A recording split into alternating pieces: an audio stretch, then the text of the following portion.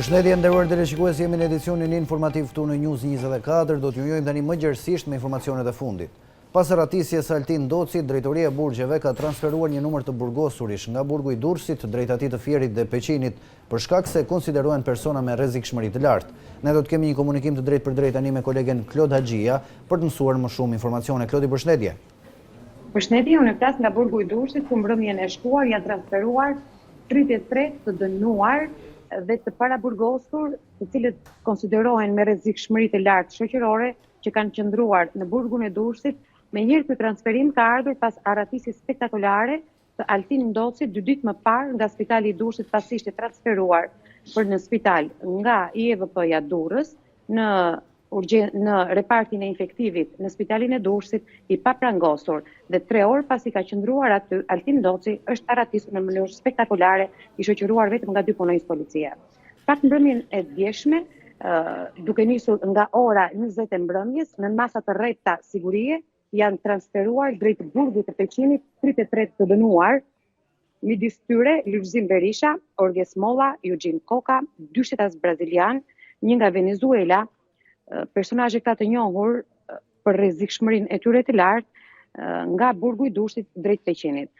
Deri tani Drejtoria e Burgjeve nuk ka ende një njoftim zyrtar në lidhje me numrin përfundimtar të transferuarve nga burgu i Durrësit drejt Peqinit. U lajmërua që do të kishte të dënuar dhe të paraburgosur nga Durrësi edhe drejt burgut të Fierit, por siç kontaktova gjatë paraditës së sotme, kjo është vetëm për shkak të sigurisë, sepse që të gjithë autokolona e mjeteve me të dënuar dhe të paraburgosur nga Durrësi ka përfunduar në burgun e sigurisë të lartë në Peqin. Mësohet gjithashtu se mes të burgosurve që u transferuan janë dhe ata që janë arrestuar gjatë operacionit Ura dhe Revansh. Transferimi u realizua, ashtu si përmenda, në masat e rrethta të sigurisë kanë qenë policia e Burgjeve dhe policia e shtetit që ka bërë transferimin e tyre në bazë të protokollit të masave të sigurisë drejt Peqinit, dhe ky transferim ka përfunduar pas mesnate në rreth orës 12:15 minuta. Ashtu që përmenda, ishte Altin Doci, 38 vjeçari, i arrestuar që në vitin 2020, i cili në mënyrë spektakolare u arratis pas një plani të mirë organizuar nga Spitali i Durrësit, i cili solli edhe pezullimin e të gjithë zinxhirit drejtues të burgut të Durrësit dhe hetimin penal për 8 prej personave, duke përfshirë mjek, infermier, komandantin e policisë së burgut të Durrësit. Një hetim ky i kryer nga SHKB e policisë së Burgjeve së bashku me policinë e shtetit dhe prokurorinë. Duhet të theksuar që në burgun e Durrësit, i cili është një burg i sigurisë së zakonshme, kanë qëndruar 54 të dënuar dhe 152 të paraburgosur. Por në këtë burg kanë qëndruar 27 personat me rrezikshmëri shumë të lartë. E pikërisht protokolli për transferimin e këtyre personave me një rrezikshmëri shumë të lartë për vepra të rënda penale, duke nisur nga vrasja në rrethana cilësuese, krim i organizuar, pjesëmarrje në grup të strukturuar kriminal, pikërisht të protokollet që kanë sjellë këto persona të dënuar apo të paraburgosur në burgun e sigurisë normale, siç është Durrësi, është në hetime sipër edhe nga SHKB-ja e drejtorisë dhe drejtorisë së përgjithshme të burgjeve, ashtu edhe nga strukturat e tjera. Ndërkohë që është duke u punuar për identifikimin dhe kapjen e 38 vjeçarit, i cili u largua në mënyrë spektakolare 2 ditë më parë nga Spitali i Durrësit. Ashtu që kemi përmendur, gjurma e fundit që është para autometit tip Audi, me të cilin ai udhëtonte së bashku me personin i cili e priti jashtë parkingut të Spitalit të Durrësit, është parë deri në hyrje të Tiranës. Mandej automjeti ka humbur gjurmët, ndërkohë që është duke u punuar, duke u zhvilluar kontrolle në disa zona të Tiranës, të Pukës, vendlindjes së tij, po edhe në zona të tjera të Shqipërisë. Po ashtu, është duke u hetuar, janë duke u hetuar të gjithë personat të cilët kanë patur kontakt në burg, personat të cilët kanë zhvilluar takime dhe kanë organizuar edhe planin e arratisjes së 30 vjeçarit Altin Doci. Sipas burimeve nga grupi hetimor, të gjitha ata persona që 6 muajve të fundit kanë qenë në burgun e Durrësit, ku qëndronte prej vitit 2020 Altin Doci, janë në hetim nga policia dhe grupi hetimor si të dyshuar për organizimin e planit të arratisjes së 38 vjeçarit. Tani, edhe një pyetje, Klodi, për targën automjeti tipa 6, me cilin u arratis Altin Doci, për targën, ka djeni është mjet i cili ishte në përdorim nga individ të cilët mund gjurmohen përmes targës AA 700 RS, apo ishte targe e vjedhur, çfarë kanë arritur të zbulojnë hetimet? Targa ishte e vjedhur, automjeti që ka mbajtur atë targë ishte i vjedhur, megjithatë grupi hetimor në drejtim të targës së automjetit dhe vjedhjes së automjetit pak të dhëna dhe informacione ka dhënë në lidhje me vendin ku është vjedhur ky automjet. E qartë. Ku është vjedhur automjeti dhe koha në të cilën është vjedhur. Gjithsesi, grupi hetimor pak informacione jep në lidhje me këto për të mbledhur sa më shumë informacione që do t'i duhen për kapjen e 38 vjeçarit. E qartë. Mirë, Klodi, faleminderit për gjitha informacionet që ndave me ne, është një ngjarje që zhvillohet në dinamik, kështu që patjetër do të kemi komunikim me tjera në vijim për detajet tjera. Vjojmë me tjera informacione, 2 ditë pas arratisë së bujshme të Altin Docit, prokuroria e Durrësit po heton jo vetëm zinxhirin përgjegjes, por edhe mënyrën se si u transferua në këtë burg, pavarësisht se konsideroi person me rrezikshmëri të lartë shoqërore. Ai shoqëroi përpasoj dhe duhet të izolohej në një burg të sigurisë së zakonshme. Doci është transferuar në maj të vitit 2020 në burgun e Durrësit. Për këtë arsye, organi i akuzës ka sekuestruar të gjithë praktikën që është ndjekur për rastin e Docit. Po ashtu do të pyetet ish drejtori i burgjeve dhe zyrtarët që kanë bërë vlerësimin. 2 ditë më parë, Doci, teksa ishte duke bërë disa vizita mjekësore në repartin e infektivit, arriti që të largohej nga spitali, ndonse jashtë derës ku po vizitoi kishte efektiv policie. Pas ngjarjes së paprecedent u shkarkua gjithë zinxhiri i burgut të Durrësit, si dhe drejtori i këtij institucioni të vuajtjes së dënimit, ndërkohë që 8 persona u arrestuan.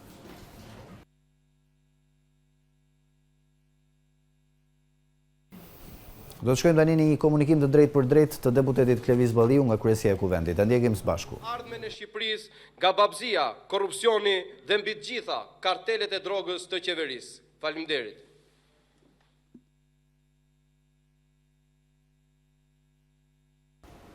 Do të kemi mundësi të kthehemi më vonë komunikimit të zotit Balliu, ndërkohë vijojmë me tjera informacione. Një e moshuar humbi jetën në mëngjesin e sotëm në Korçë, pasi u aspisua nga zjarri që ran banesën e saj. Shkak është bërë një batanie elektrike, ndërsa viktima jetonte e vetme dhe ishte paralizuar. Mëngjesi kësaj të njëjtë rezultoi tragjik për një 73 vjeçare në qytetin e Korçës, e cila ndoroi jetë pasi banesa e saj u përfshi nga flakët. Ngjarja ndodhi në lagjen numër 13, ku burime për News 24 bëjnë të ditur se e moshuara ndoroi jetë nga asfiksia. Zjarri dyshohet se nisi nga një batanie elektrike që 73 vjeçaria Fluturie Potka përdorte për të ngrohur. Fqinjët pohojnë se e moshuara jetonte e vetme dhe e ka pasur të pamundur të dilte nga banesa, pasi ishte e paralizuar. Jetonte vetëm, kishte vite, ajo nuk i the kemët. Pasaj kaq muaj u paralizua nga kemët. Ishte një që i bënte ysmet. E merte në telefon, ajo rinte në 4-4, kjo rinte në 4 vit, vinte e ndihmonte majsa kishte mundësi. Ka një djalë edhe një çu. Djali i theshte, hajde me mua. Kjo nuk deshte. Nuk u delte fare ajo. Nga dora ajo një zbriste poshtë lartë, jo, vetëm në shtëpi. Pavarësisht ndërhyrjes së menjëhershme nga zjarrfiksit e Korçës, 73 vjeçaria u nxor pa shenja jete nga apartamenti ku jetonte. Veç asfiksisë, e moshuara ka posuar edhe djegje të shumta. Megjithatë, zjarri u izolua, duke parandaluar përhapjen e flakëve në apartamentet e tjera të pallatit, ndërsa policia e Korçës vijon hetimet për rastin.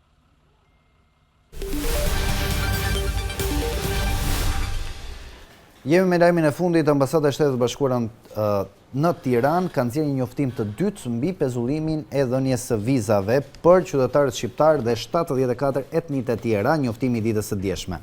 Përditësime mbi përpunimin e vizave emigruese për shtetësitë me rrezik të lartë të përdorimit të përfitimeve publike.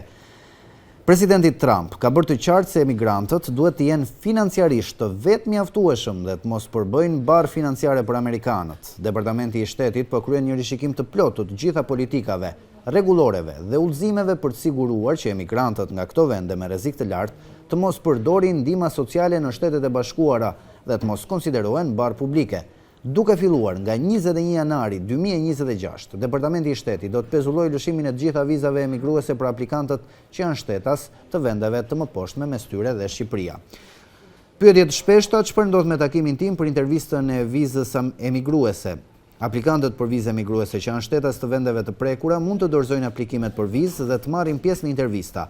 Dhe departamenti do të vazhdojë të caktojë takimet për aplikantët, por asnjë vizë emigruese nuk do të lëshohet për këta shtetas gjatë kësaj periudhe pezullimi.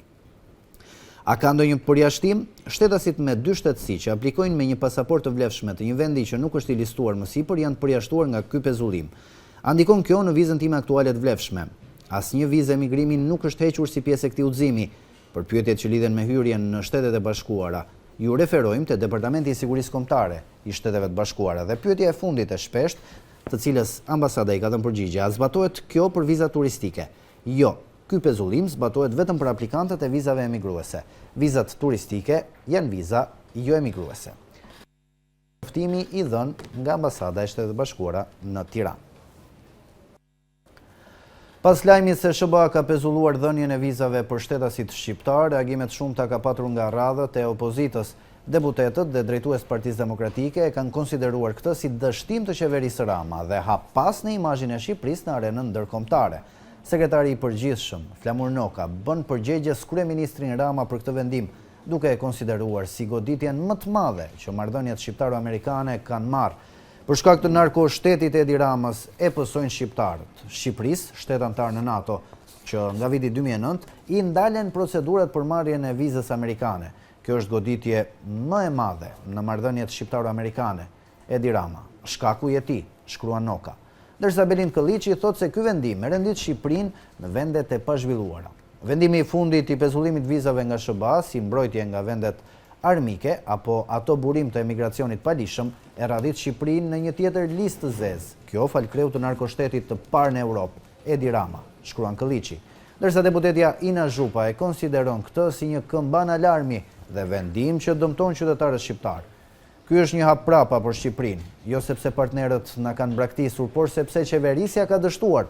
Kjo qeveri e dështuar duhet larguar një orë më parë për të mirën e vendit, shkruan Zhupa. Ministria e Jashtme Elisa Spiropali reagoi pas vendimit të Departamentit Amerikan të Shtetit, duke theksuar se vendimi nuk lidhet me Shqipërinë, por me politikën e tyre të brendshme. Spiropali u përgjigje dhe akuzave të opozitës. Kam ndjekur me vëmendje gjatë gjithë mbrëmjes së djeshme rebeshin e spekulimeve politike mbi çështjen e vizave drejt Shteteve të Bashkuara të Amerikës. Ndërkohë që Shqipëria sot respektohet e çmohet kudo dhe është më aktive se kur, disa udhëhumbur në Tiranë kanë vërmkujen se SBA-t sipas tyre kanë ngrirë e bllokuar vizat për shqiptarët. Fabula e tyre e qartun shkon aq larg sa deklarojnë se partnerët tanë historik dhe strategjik e kanë futur Shqipërinë në listën e zezë. E pa imagjinueshme. Në fakt, të dyja këto janë fund e krye trillime politike.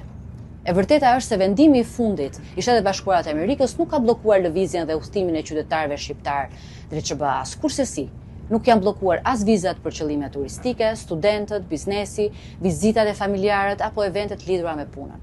Por rregullat e qëndrimit në SBA do të ndryshojnë në linjë me politikën e tyre të imigracionit. Pra nuk bëhet fjalë për një vendim që targeton Shqipërinë, po për një rishqyrtim lidhur me procesimin e vizave për qëllime imigrimi në SBA për 75 vende, përfshirë 5 vende të Ballkanit Perëndimor.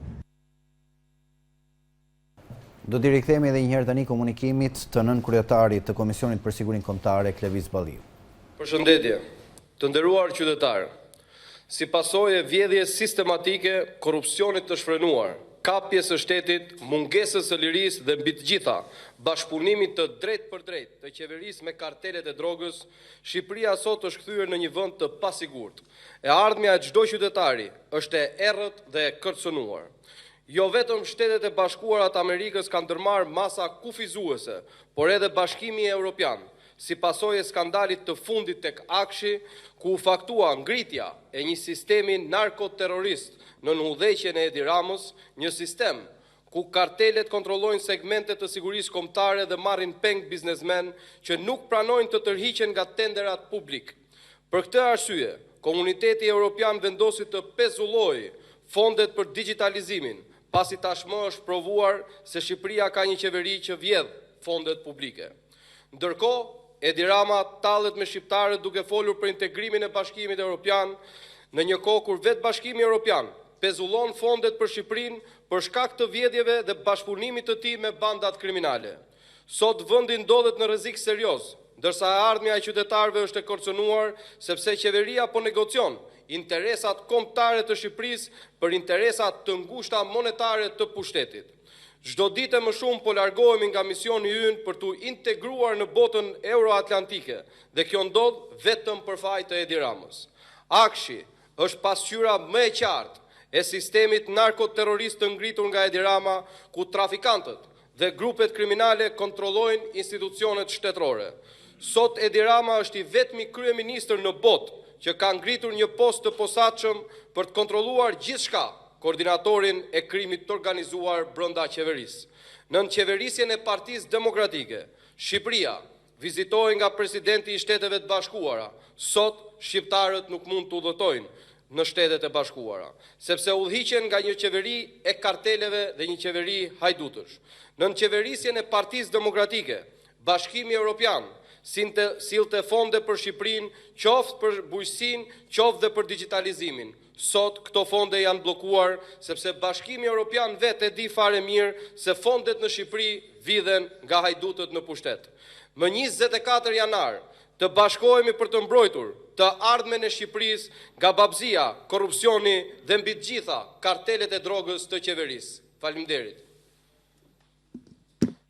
Ndoqëm komunikimin e zotit Balliu, shohim tani të tjera informacione. Arredimi dhe rikualifikimi urban i superstradës Tiranë-Durrës nga kthesa e Kamzës deri në urën e Limuthit parashikohet kushtoj rreth 1.4 miliard lek. Kjo ndodh pavarësisht se për ndërtimin e këtij aksi janë shpenzuar më parë mbi 75 milion euro në disa lote të ndryshme. Arredimi dhe rikualifikimi urban i superstradës Tiranë-Durrës nga kthesa e Kamzës deri në urën e Limuthit parashikohet të kushtoj rreth 1.4 miliard lek, ndërsa SPA ka kërkuar zyrtarisht heqjen e imunitetit për arrestimin e zëvendës kryeministres dhe ministres së infrastrukturës Belinda Balluku. Në institucionet që varen prej saj, po merren vendime me kosto të lartë financiare.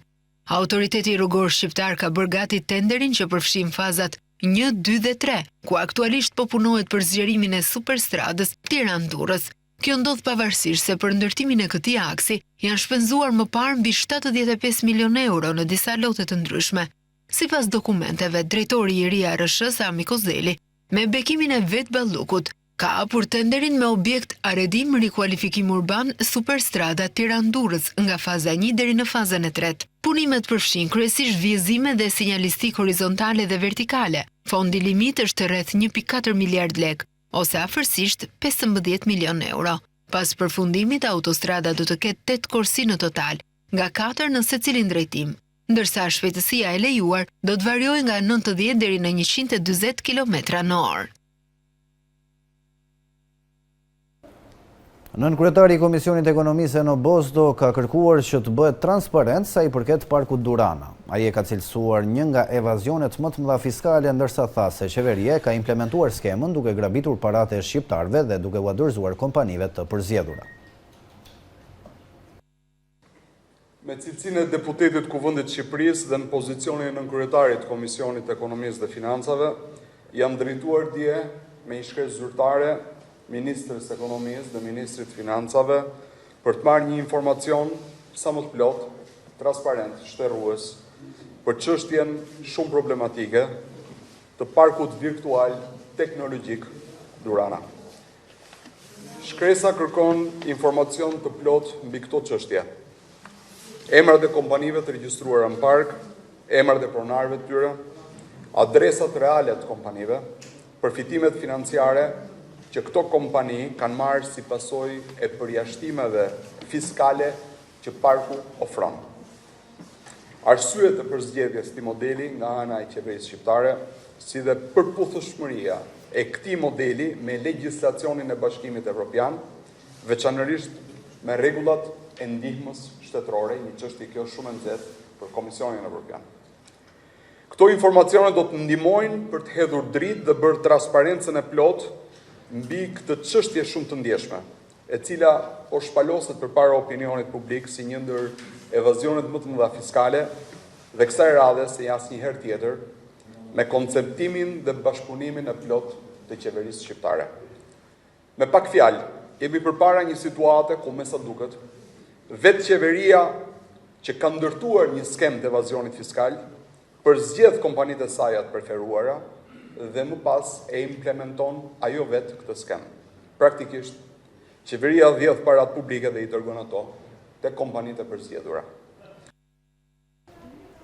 Partia Demokratike do të mbledh këtë javë strukturat e saj në kuadër të organizimit protestës së 24 janarit dhe nisjes së sesionit të ri parlamentar. Selia Blu ka caktuar edhe orën e kësaj proteste. Burime për News 24 bëjnë me dije se demokratët do të mblidhen përpara kryeministrisë të shtunën e 24 janarit në orën 17 në një protest që, siç ka deklaruar kreu i opozitës Sali Berisha, do të jetë e vazhdueshme deri në largimin e kryeministrit Rama. Në kuadër të këtij zhvillimi dhe nisjes së sesionit të ri parlamentar të hënën që vjen, këtë të njëjtë do të mblidhet grupi parlamentar demokrat në orën 13:30, ndërsa ditën e premte në orën 17 në Selim Blu do të mblidhen kryetarët dhe sekretarët e degëve.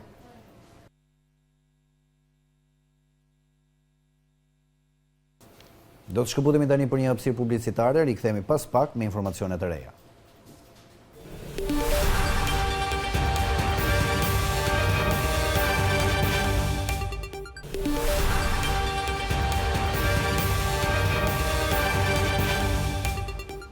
Rikthehemi në studio në edicionin informativ, shohim tani të tjera zhvillime. Platformat online që nuk heqin përmbajtjet e dëmshme ndaj viktimave pas vendimit të gjykatës do të gjobiten me shuma deri në 500.000 lekë në ditë nga Autoriteti i Komunikimeve Elektronike dhe Postare. Platformat dhe ofruesit e shërbimeve online do të gjobiten me 500.000 lekë për çdo 24 orë vonesë nëse nuk heqin përmbajtjet e dëmshme në internet. Nëpërmjet një vendimi, qeveria ka përcaktuar një mekanizëm administrativ që jep Autoritetit të Komunikimeve Elektronike dhe Postare, AKEP, kompetenca të drejtpërdrejta për të ndëshkuar çdo subjekt që nuk zbaton vendime gjyqësore për mbrojtjen e viktimave nga dhunat digjitale. Sipas vendimit, AKEP do të vendos gjoba administrative nga 30.000 deri në 500.000 për çdo 24 orë vonesë ndaj ofruesve të shërbimeve online që nuk heqin, bllokojnë ose fshin përmbajtjet digjitale të përcaktuara si masa mbrojtëse nga gjykata. Këtu përfshihen ndër të tjera imazhet intime të publikuara pa pëlqimin e viktimës, llogarit apo fjalëkalimet e përdorura për përndjekje, si dhe profilet ose lidhjet elektronike të përdorura për ngacmim. Gjobat e vendosura nga AKEP përbëjnë titull ekzekutiv dhe derdhen në buxhetin e shtetit. Subjektet përgjegjëse përfitojnë një ulje automatike prej 15% të shumës së gjobës, nëse pagesa kryhet brenda 30 ditëve nga njoftimi i vendimit. Ndërkohë, ligji parashikon të drejtën e ankimimit brenda 45 ditëve në gjykatën administrative kompetente. Në bazë të vendimit, masat mbrojtëse dhe administrative zbatohen në territorin e Republikës së Shqipërisë, por AKEP dhe Autoriteti Rregullator i Medias Audiovizive mund të urdhërojnë heqjen, bllokimin ose kufizimin e përmbajtjes digjitale pavarësisht vendodhjes së serverit apo ofruesit të shërbimit. Në raste të caktuara, gjykata civile mund të shkojë edhe më tej, duke urdhëruar ndalimin e kontaktit online dhe offline, si dhe sekuestrimin e çdo mjeti digjital të përdorur për ushtrimin e dhunës, përsa kohë që këto mjete ndodhen brenda territorit të vendit. Rrjeti investigativ BIRN shkruan se kryeministri Edi Rama e nisi vitin e ri duke sulmuar nominalisht gazetarët me gjuhë bullizuese dhe intimiduese. Gazetarët dhe analistët e politikës thanë për BIRN se sjellja e kryeministrit ndaj mediave përbën shkelje të standardeve demokratike të lirisë së medias dhe një tentativë për të shmangur llogaridhënien ndaj aferave korruptive me të cilat po përballet qeveria e tij. Kryeministri Edi Rama përdori të mërkurën një koment të gazetares Klodiana Lala në profilin e saj në Facebook për ta sulmuar atë publikisht me një gjuhë fyese dhe intimiduese. Ndërsa Lala, duke komentuar qëndrimin e Ramës për përmbytjet, ku fajsonte qytetarët për hedhjen e plerave rrugëve, pyeste sepse nuk kishte funksionuar incineratori i Tiranës, një projekt i promovuar nga Rama dhe që është në hetim si aferë korruptive. Kryeministri e quajti komentin e saj si ignorancë ulëritëse, shpifje dhe desinformim. Rrjeti investigativ BIRN shkruan se sulmi kryeministrit ndaj Lalës nuk shënon një incident të veçuar, por është një pjesë e një sjellje të vazhdueshme të tij ndaj medias në vend, duke përdorur etiketime denigruese dhe sulme. ndërsa refuzon të përgjigjet për akuzat me të cilat po përballet qeveria e tij. Birën shkruan se ditët e fundit ai po ashtu përfshi në polemika publike me drejtuesin e emisionit Opinion Blendi Fevziu, duke përdorur foto të montuara dhe gjuhë jo etike, si kundërpërgjigje ndaj shqetësimit të Fevziut për propagandën qeveritare gjatë përmbytjeve të mungesës së llogaridhënies publike. Qëndrimet publike të kryeministrit u dënuan një zëri nga organizatat për lirinë e medias në vend, si presioni drejt për drejt ndaj gazetarëve. Gazetarët dhe analistët e politikës thanë për Birën se sjellja e kryeministrit ndaj mediave përbën shkelje të standardeve demokratike të lirisë së medias dhe një tentativë për të zhvendosur vëmendjen e opinionit publik e për të shmangur llogaridhënien ndaj aferave korruptive me të cilat po përballet qeveria e tij. Në një konferencë për mediat, avokatët e ish-presidentit Ilir Meta ngritën pretendimet për shkelje të rënda ligjore në paraburgim dhe vonesa të pajustifikuara në procesin gjyqësor ndaj kreut Partisë së Lirisë. Në një konferencë për mediat të mbajtur këtë të mërkur, avokatët e ish-presidentit Ilir Meta, Kujtim Sakrani dhe Gylsen Shlima ngritën shqetësime për situatën e kreut Partisë së Lirisë në paraburgim. Sipas tyre, ndaj ish-presidentit po kryen shkelje të rënda ligjore dhe procedurale. Ish-presidenti dhe presidenti Partisë së Lirisë, zoti Meta, që në fakt është numri 2 opozitës dhe me parti opozitare parlamentare, nuk I jepet mundësia që ai të komunikojë me qytetarët, të komunikojë me kolegët, me bashkëpunëtorët dhe me të gjitha ata që ai duhet flasë dhe duhet komunikojë. Padyshim pastaj me anë të mediave me publikun. Zëdhënësia antikorrupsione e Partisë Demokratike Genta Vangeli është në një deklaratë për mediat e ndjekim së bashku. Të Lumit Seman në qarkun Fier. Ky investim u propagandua si I përfunduar brenda 4 muajve të fundit të vitit 2024 dhe si një sukses madhor I qeverisë. Kryeministri deklaroi publikisht se argjinatura e majt e Lumit Seman kishte pësuar në përmirësim të dukshëm në 8 kilometra, duke pretenduar se ishin shpëtuar nga përmbytjet rreth 5.000 hektar tokë bujqësore. Sipas tij bëi fjalë për një ndërhyrje emergjente të realizuar me sukses fal fondeve të Ministrisë Bujqësisë, punës së bordeve të kullimit dhe kompanive kontraktuale. U deklarua se në qarkun e Fierit janë rreth 30 km argjinatur që janë mbështetur në 5 vitet e fundit me fonde buxhetore dhe me rehabilitim të padiskutueshëm në të gjithë zonën bujqësore që përfaqëson ky qark me 14 kantiere të hapura. 8 të ndjekura nga vetë ministria dhe 6 nga pushteti vendor, dhe një fond prej 6 milion euro që do të ndihmonin një sipërfaqe të ujitshme për gati 20.000 hektar tokë bujqësore dhe njëkohësisht investime në hidrovor. Vetë Ministria e Bujqësisë deklaroi se në qarkun e Fierit investimet në sistemin e ujitjes, kullimit dhe mbrojtjes nga përmbytjet janë rritur 4 fish krahasuar me vitin 2013, duke arritur kështu në 20 milion euro në vit. Por sot, realiteti flet krejt ndryshe. Rreshtet e shumta dhe rritja e prurjeve të Lumit Seman kanë shkaktuar përmbytje të konsiderueshme në disa zona pas çarjes së argjinaturës në disa segmente. Uji ka vërshuar në tokat bujqësore të disa fshatrave duke shkaktuar dëme të mëdha materiale dhe Lumi Seman ka përmbytur 20 banesa në Libofsh. Kjo situatë ngre pyetje të rënda dhe të pashmangshme. Kush mban përgjegjësi për milionat e shpenzuara? Kush mban përgjegjësi për dëmet e shkaktuara ndaj qytetarëve dhe fermerëve? Propaganda e investimeve rezulton një mashtrim I radhës, ndërsa qytetarët përballen me pasoja dramatike të një qeverisje të kalbur, të paaftë dhe grabitçare. Është koha që institucionet e drejtësisë të veprojnë dhe s'pak të hetojë. Faleminderit. Do qëmë denoncimin e zëdhënëses antikorrupsion Partinë Demokratike zonjës Genta Vangeli dhe këtu kemi ardhur në fund të këtij edicioni informativ, por mos harroni për informacionet më të fundit mund të shkoni në balkanoe.com për të informuar mbi ngjarjet më të fundit nga vendi dhe nga bota në kohë reale. Bashkë ndajemi këtu. Faleminderit për vëmendjen.